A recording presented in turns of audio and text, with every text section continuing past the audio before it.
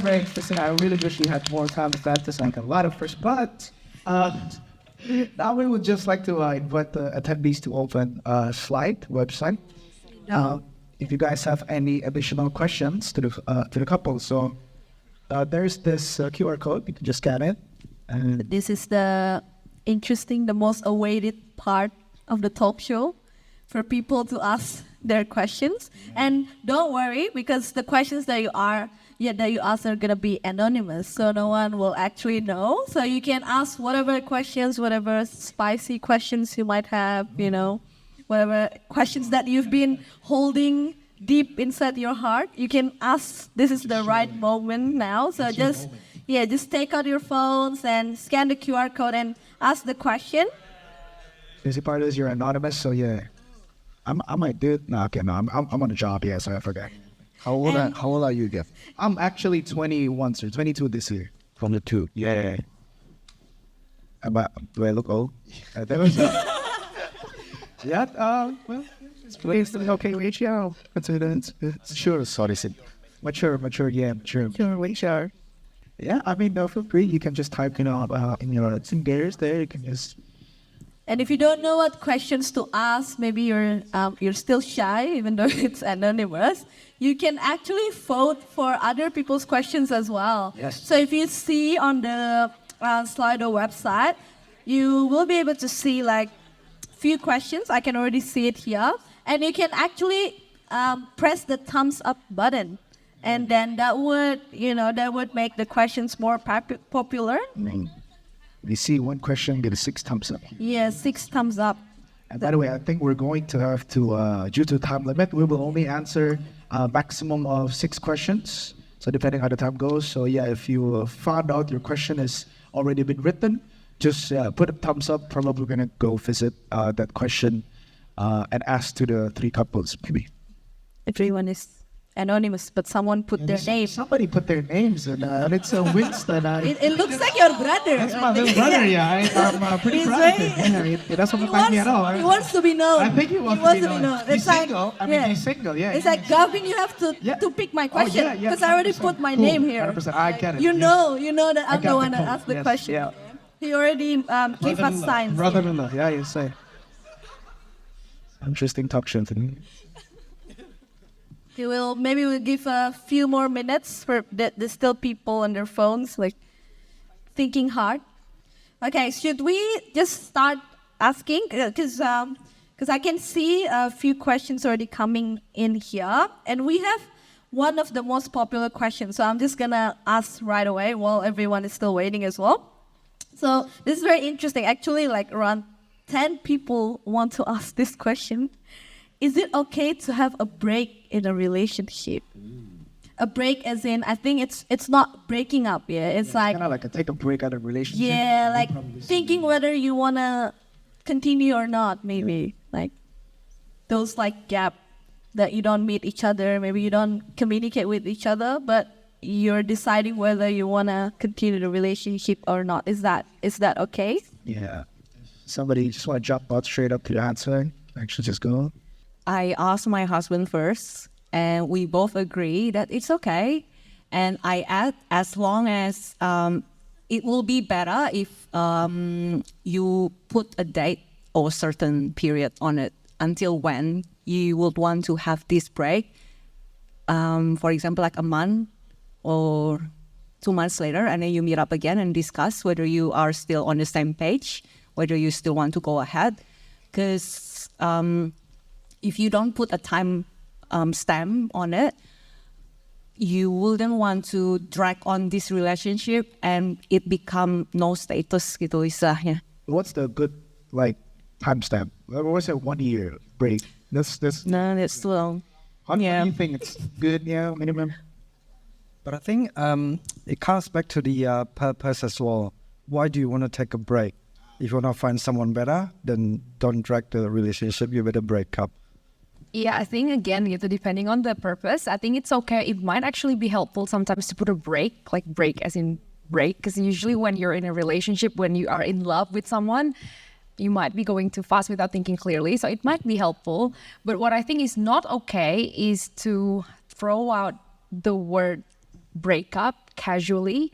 Like anytime a minor inconvenience happens, all right, this is over, let's just break up. But then, oh, actually on second thought, it wasn't that big of a deal.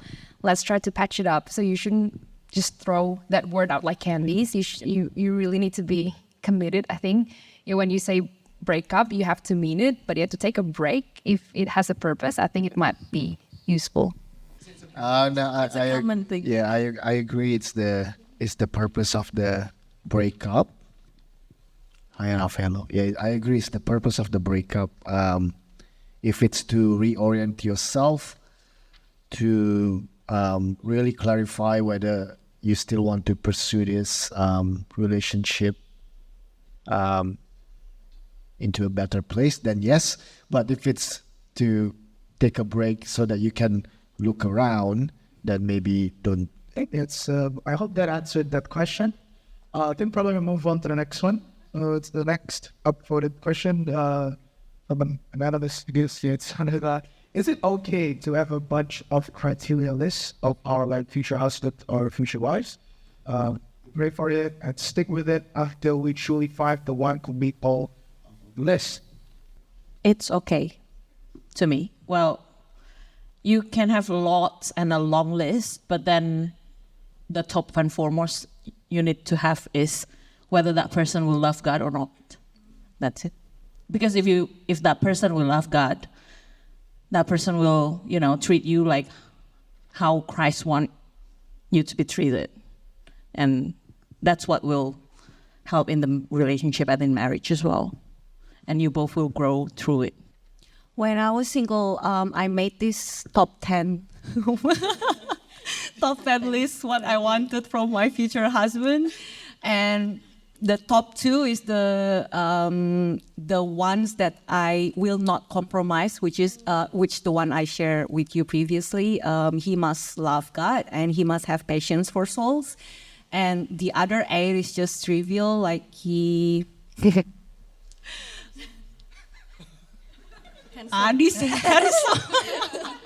I forgot whether I put that on my list, but I did put.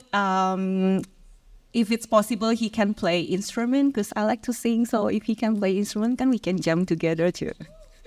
That's the instrument with it. Yeah, either that or play sport. Because I like either a sporty or musician type of husband gitu. And the other one must be from Jakarta because I knew my parents gonna wanted someone from Jakarta. Yeah.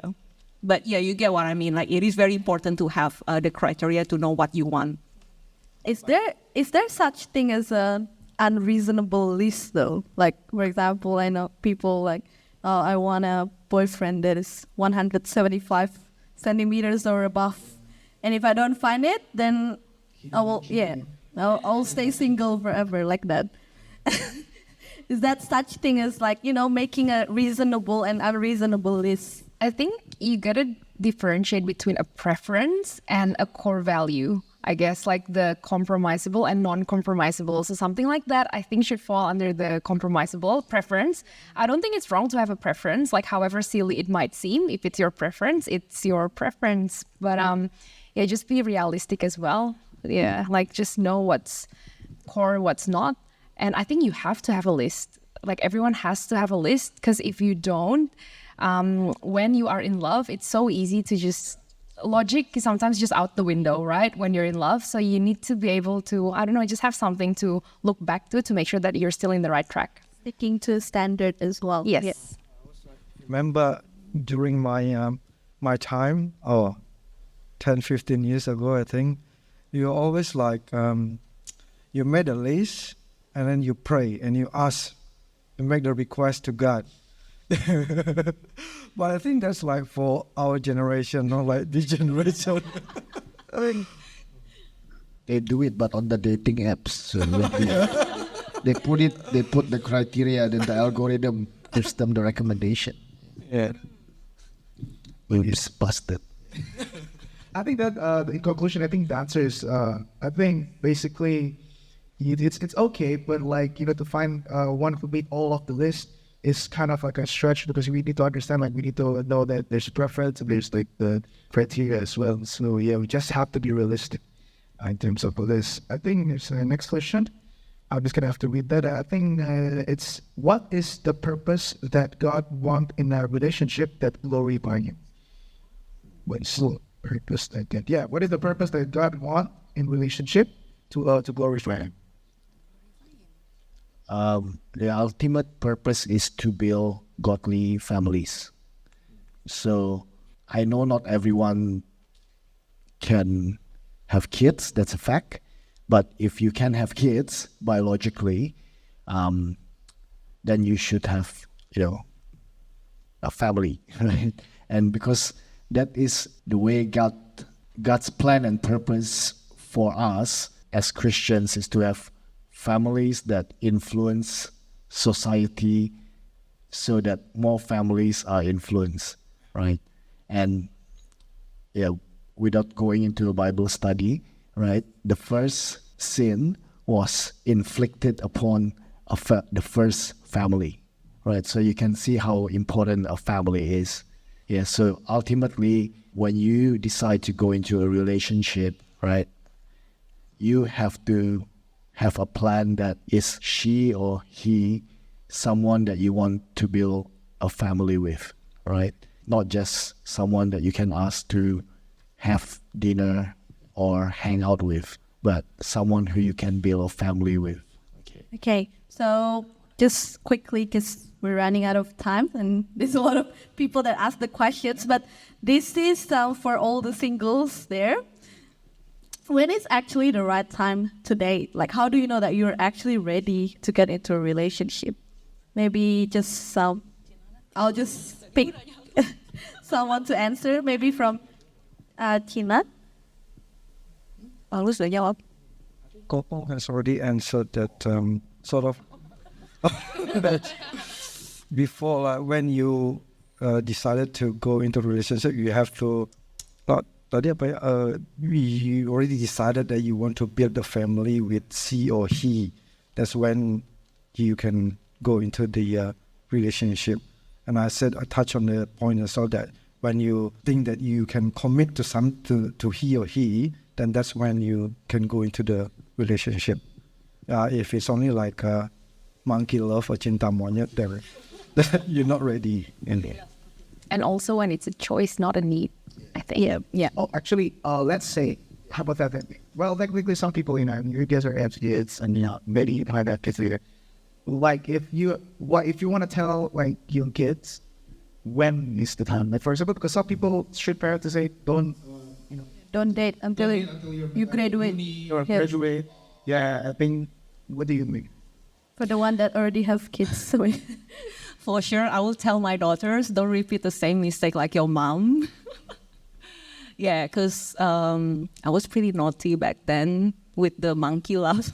Jadi, I think when you're emotionally stable, emotionally mature gitu. Speaking, if that because when you're in a relationship, when you're carrying your excess baggage from your family background, from how you were raised in your family, and then you carry all this all baggage, and you expect your boyfriend or girlfriend to meet your expectation, I think you will be obviously more disappointed gitu if he or she can't meet this expectation gitu. Yeah. It makes sense. Speaking of it more detailed, right? Because we already talked about the right time to date and things like that. But I think a more detailed question for people that are single, like someone actually asked, how do you get a girlfriend or boyfriend? Like, if you're a boy, is it okay to let the girl make a move first? I think this is a very common question, and especially in Indonesian culture, where it's not very common for a girl to make a move first, but is it okay to let the girl make the move? I think Arina will give a bit more color. So with boys, I'm talking, decent boys, not manipulative boys. We can be a bit dumb, and we can sometimes not realize, this girl actually likes me, So in these situations, the girl can help the boy. Do you understand what I mean? Yeah.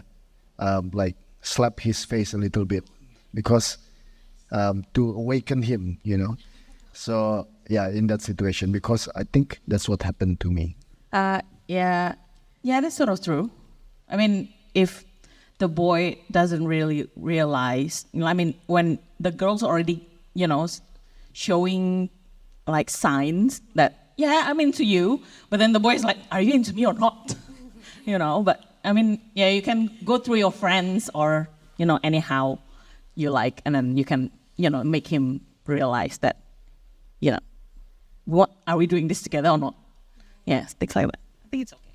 Yeah, and just a quick one. The reason was because we've never broken up because this is our first relationship, but I've been rejected a couple of times.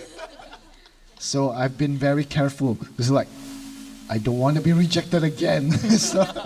so I was like really careful with Arina. I was like, I don't want to be rejected again. Okay, so yeah, someone pushed her. My friends were pushing me as well.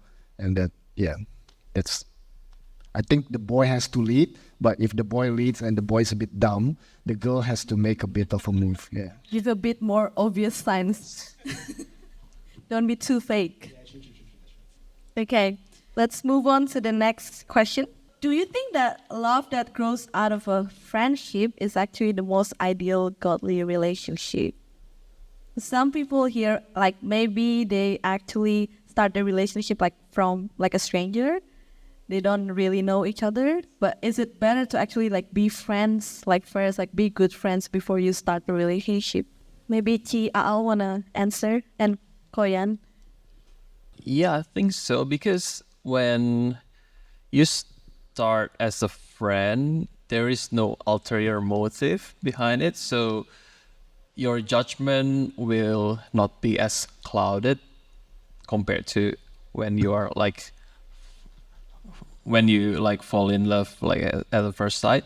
So I think friendship is the most ideal, and the better one is if your close friend can introduce you to your partner. That will be even better, because it means that like she or he passes like the background check, kind of. Yeah, agree.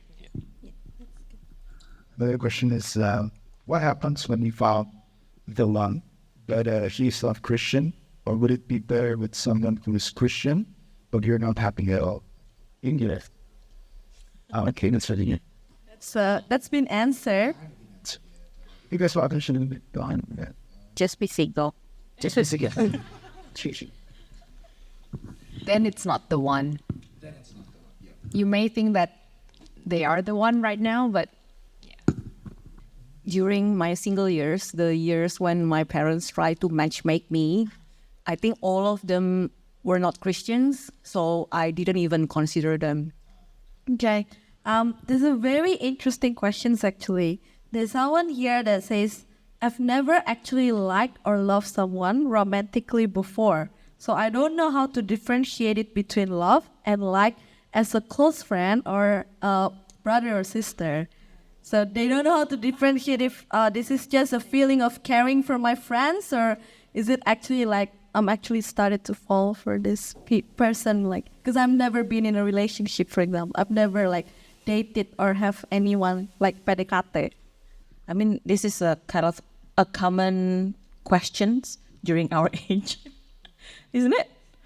Like, but then the answer will be, will you do the same kind of thing to your other friends or not? If you won't do it with your other friends, that means he's special, That's a good guideline to have. And there's a lot of questions. Sorry, just a minute. Yeah, so pretty. anything juicy? It is. I think it's pretty nice. It's overprotective in its talks, to the point that it kind of stirs me away from my friends. What do you guys think about that? It is toxic. Yeah, it is. Yeah. From my experience, I think when I was in uni, the girl, I don't like the girl, yeah, but basically we just friends and we live in the same domes or kos-kosan. And then we just hang out like friends gitu. But I think she's got a boyfriend super protective that she can't even talk to us gitu. And I felt like threatened by the boyfriend because of that. But we just talking like normal things. The kos-kosan and it's only like how many meters that building. So you obviously gonna bump to each other and you're gonna talk to each other. But that's what I can see from that experience that it is a toxic and she can't go anywhere without her boyfriend. Sorry, I want to add a little bit. So I think overprotective is like a symptom again. I think there is an underlying issue. Is there any trust issue within the relationship? I mean, before we married, like I'll tease me and ask me if like she can have like a girls' night after we are married, and I say, yeah, of course, why not? Because yeah, that's okay because I trust her. So yeah, she can like have a girls' night or whatever. Yeah, I think there must be some underlying issue behind that overprotectiveness. Protective is healthy. I think overprotective is toxic. There's a lot of questions to pick. So the question is, what do I do if my partner is a Catholic, like in a relationship? And actually, the question says boyfriend, but I girlfriend also. What's what I guess? Yeah.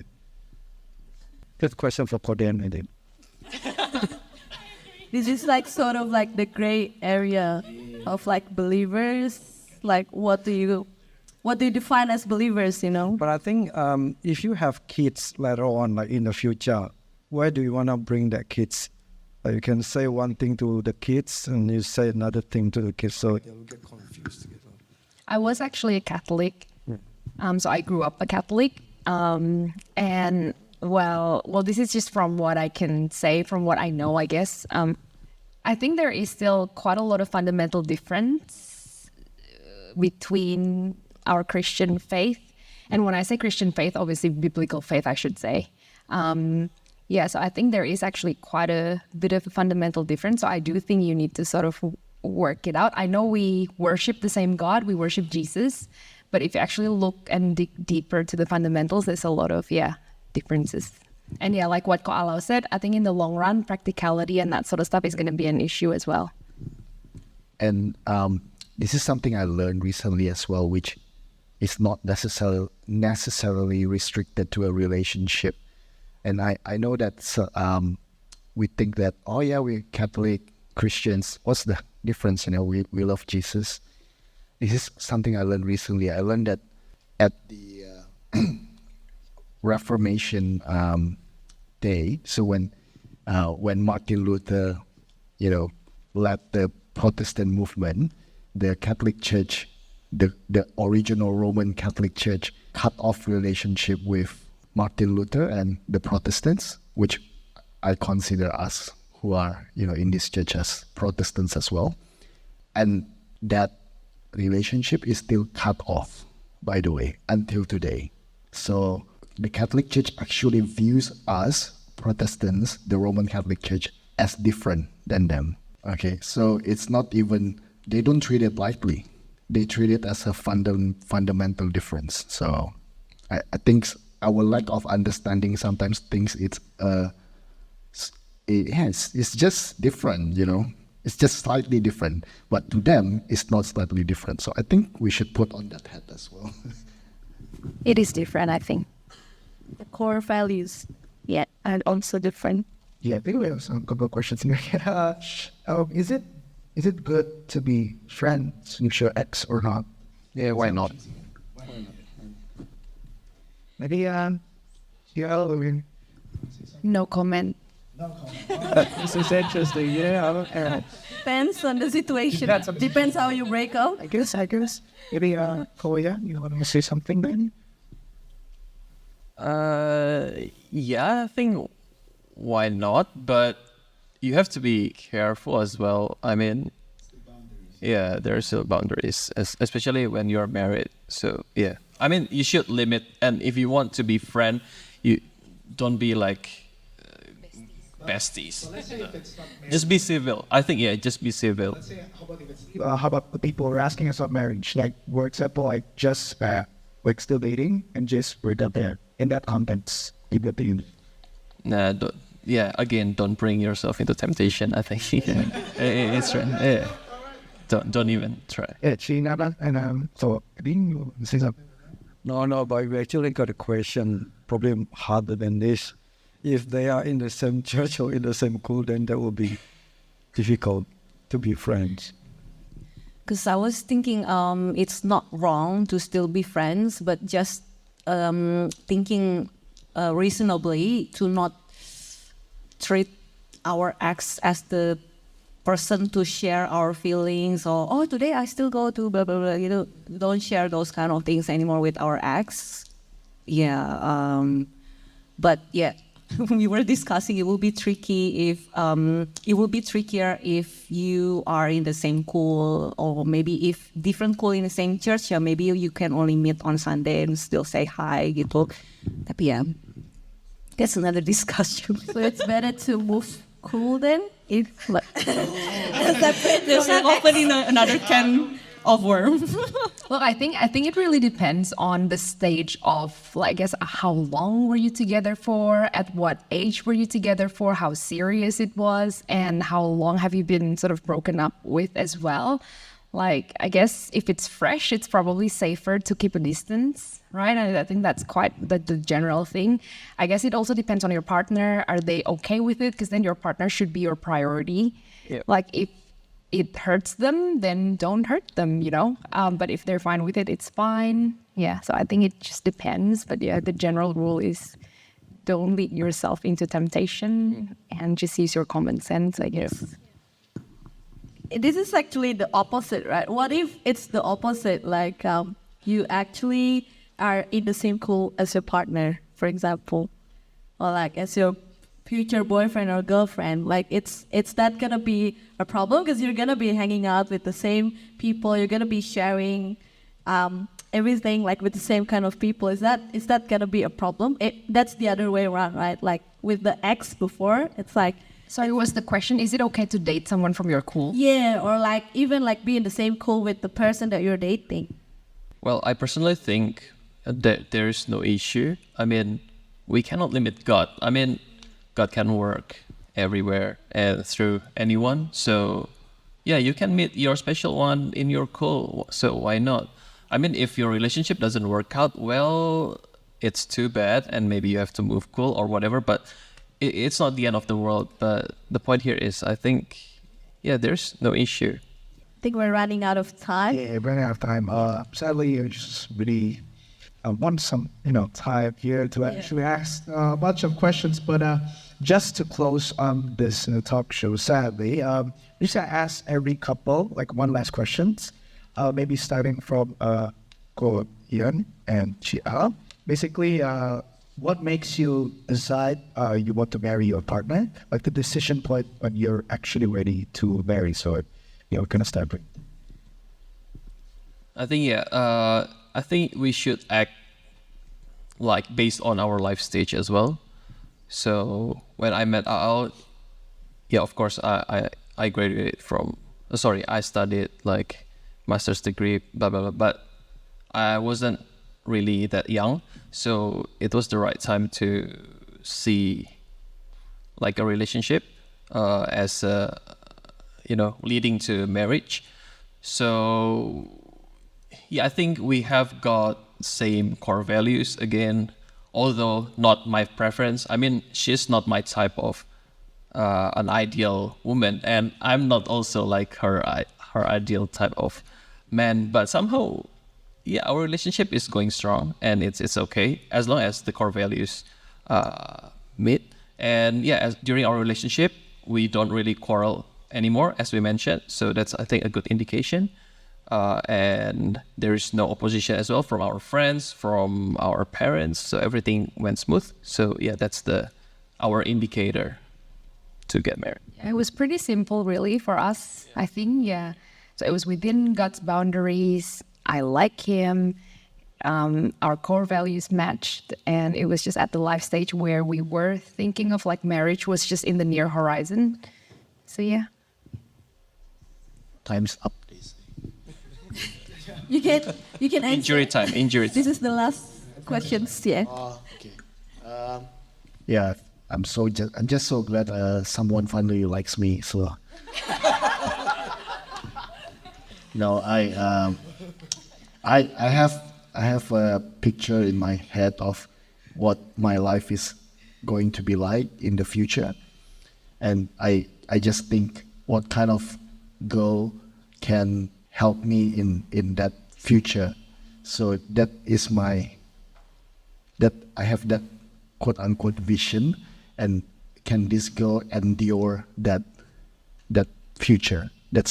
And when I got close to Arina, I wasn't only close to her, but that was my, if you can say, my criteria, like maybe not, maybe that person will crumble. Oh, I think she can, she looks strong, she can do it. So that's how I knew.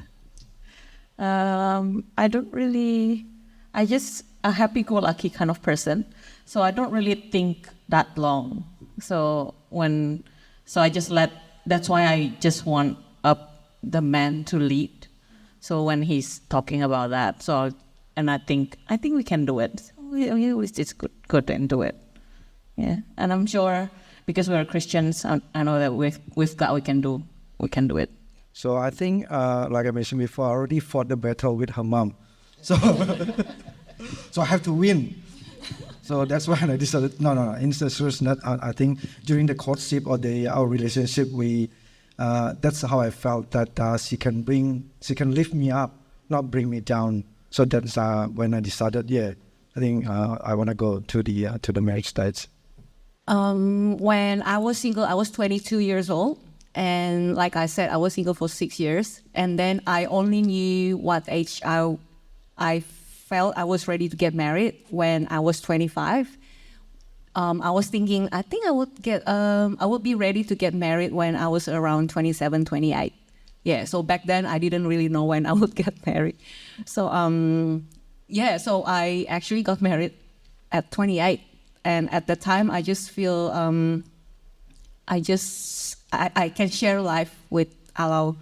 We share the same vision, and not only heavy stuff, but he's also the best person to have fun together. Yeah, to grow all together. Gitu. So sweet. Oh, okay. Thank you so much for all the couples here. Can we just give a big hand for them? It's not very easy to actually share your testimony and your personal experience as well to like everyone and like publics as well. So we're very grateful to have each one of you share your experience, and I believe that this experience is gonna be very helpful as well, especially for all the young people that are looking for a relationship, or maybe in a relationship. This are gonna be a lesson as well for them to take home. Yeah, and I just want to thank everyone here, and also for the Festival Ministry that helped to make this happen. Can we just give the hands as well for everyone who has ministered and make this event happen? This is not going to be the last Let's Talk series. This is the first Let's Talk series actually from the festival. So there's going to be more topics that's going to be touched on. So it will be really helpful for everyone here to give a feedback so we can make it better as well next time. Thank you for listening. Don't forget to share this podcast. Cultivated Podcast is available on Spotify and YouTube. And you can also check out our Instagram at cultivated.podcast. See you in the next episode.